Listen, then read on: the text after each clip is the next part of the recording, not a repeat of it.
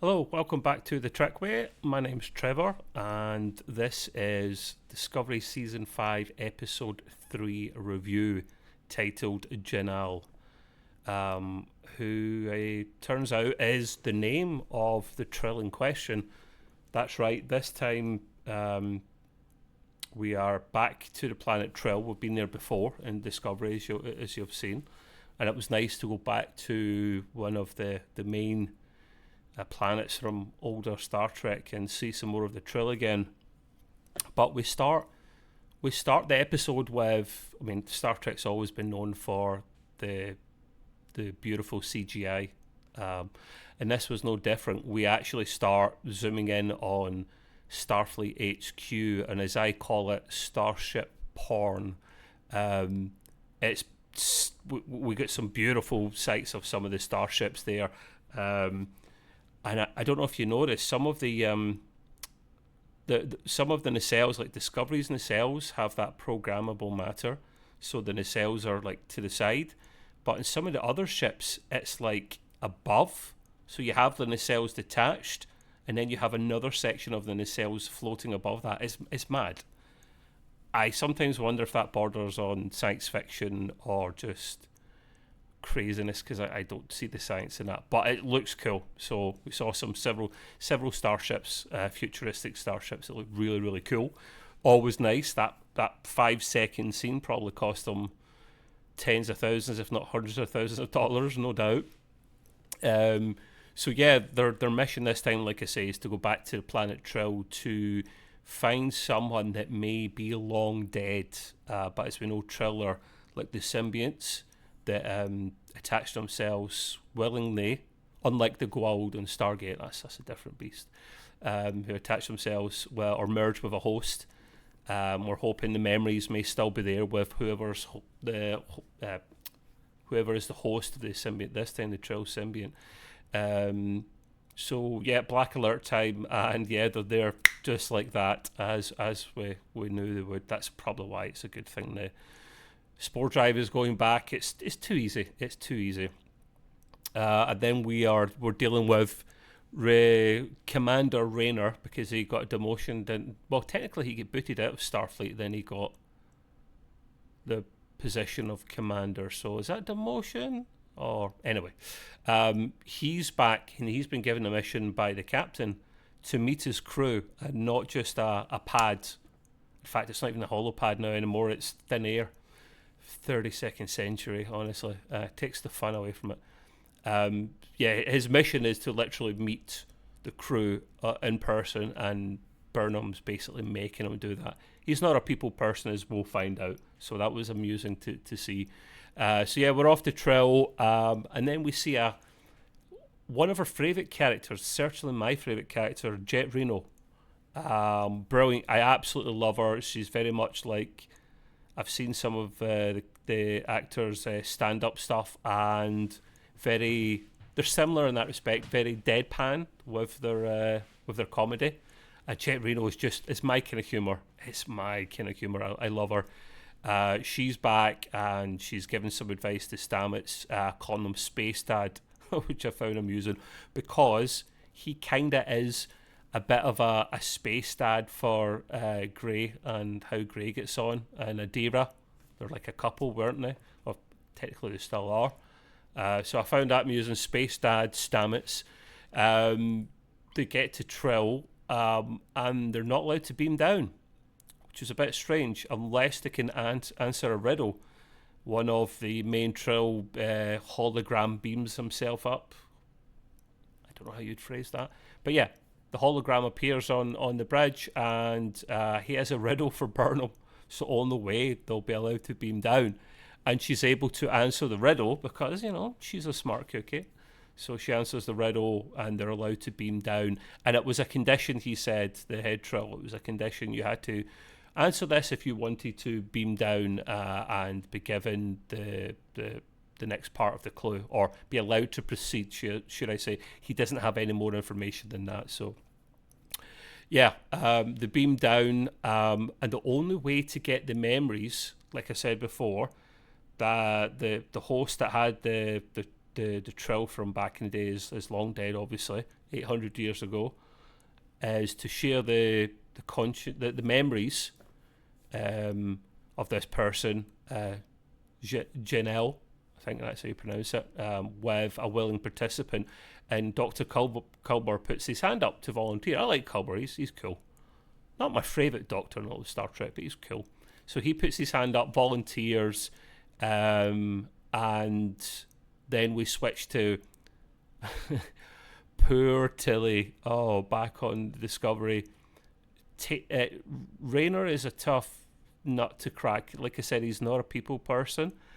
He's really difficult to deal with. He's a bit of a bad arse, if I'm being honest. You know, he's very good at his job, but the people skills are severely lacking. He's just wanting to read up their files, but Tilly manages to convince him to spend at least 5 minutes with each person to get to know them, and they have a little bit of agreement there. So back on Trill, of course, Culber is now kind of a Trill, and playing the part well. I love the actor. He just got a bit of a... You imagine that if you're an actor or an actress and you're playing a part, but then you're giving freedom to kind of do what you want for another character, just change completely who you are. That's kind of refreshing. I like that. This new Culber with Janelle's memories in him, he's a bit more, a bit more sassy, a bit more attitude to him. He's kind of cool. I like him. When he kind of wakes up and he finds it cool that what year is it? He says it's a new lease of life for him. He can't believe it's been so long, and he's just glad to get some time back. And then we got what I call plot B because you get plot A, plot B, and sometimes a small plot C, and there kind of is 3 plots in this one. The plot B part I wasn't really a fan of. It's back at Starfleet HQ, and we've got the Saru thing going on with Tarina, his fiancée, because they're engaged, I think, technically. And he's just a brand new ambassador, Saru, so he's got everyone and anyone moaning and complaining. They want everything from the Federation, and they're trying to do it in the best possible way, in the fairest system with a voting system. And a little throwaway comment about the Breen becoming a problem. I mean, they were already a problem, they're becoming a problem again. It'd be interesting to see the Breen again, I'll tell you that much. I don't think we will, but it would be cool to see them. So obviously we're going back between Discovery and Trill and Starfleet HQ a lot, so we're back on Trill, and it turns out Jinaal and 6 other scientists found out about the progenitor tech back in the day. It killed one of their 6, and it was horrific, Jinaal says. So they agreed to actually bury the device.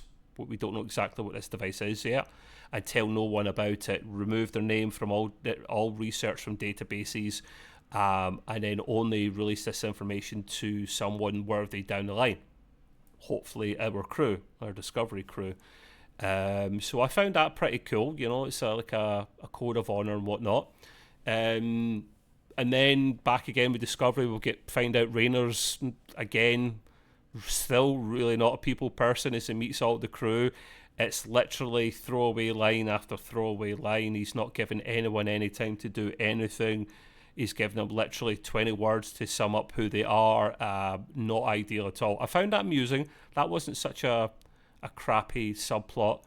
And then we get what I call plot C of the episode, uncomfortable chats between Gray and Adira.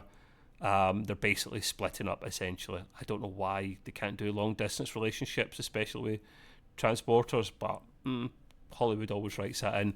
So now we've got Book, we've got Burnham, we've got Jinaal, and they're going for a walk to find this clue, and they're doing it on purpose. They could transport to it, but I think Jinaal wants a walk. He's not had a walk for a long time, and the way it's set up is they couldn't quite beam there anyway, so they go for a walk. But they're confronted by two beasts, two animals that can cloak, but not in the sense we know. They can just refract light, and they're guarding where this clue is. They look nasty, and one of them actually busts Booker up pretty good. Gets one of it shoots these barbs and it hits him in the leg, and not ideal at all. He's down, he's injured. Back to Discovery again. We've got Stamets. This was funny and sad at the same time. He meets Raynor for the first time and he's really excited because he's talking about the progenitor device. And he describes what it is. I sum it up as a Genesis device on crack. It could bring back the dead. It could literally engineer life from the ground up. It's potentially amazing in the right hands and devastating in the wrong hands. And Raynor just shuts him down, man. It just shuts him down and bursts his bubble. And Tilly gets a bit pissed off of him, if I'm being honest with you. She literally, once the intel's passed over from Stamets to Raynor, she literally rips him a new one. Which, I like her a little bit more for that, sticking up for her crew. She said, I'm not going to ask for permission to speak freely because it probably won't be given, and here's why I think. He doesn't say much back. That was respect to Tilly.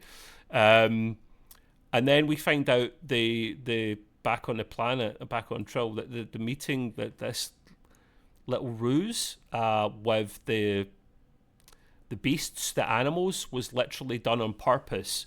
Because Jinaal literally beamed away as these attacks happened, and Booker and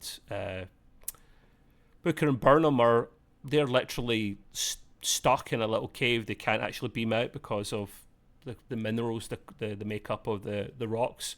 So literally Book comes out with Burnham, like phasers down kind of thing, and Book does his Dr. Doolittle thing, as I call it, speaking to animals, and says we're not a threat, apologies. And then they notice eggs.